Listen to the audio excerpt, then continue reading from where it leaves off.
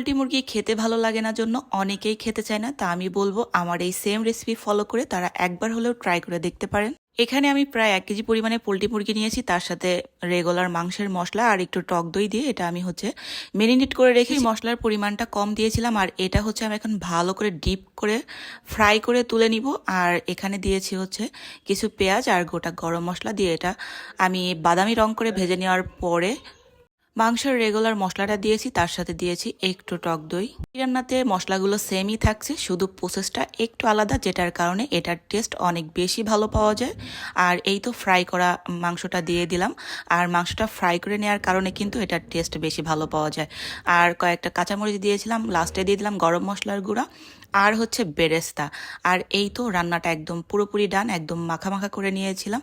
খেতে কিন্তু খুবই খুবই মজা হয়েছিল, বাসার সবাই কিন্তু খুবই পছন্দ করেছে। চাইলে আপনারা ট্রাই করে দেখতে পারেন।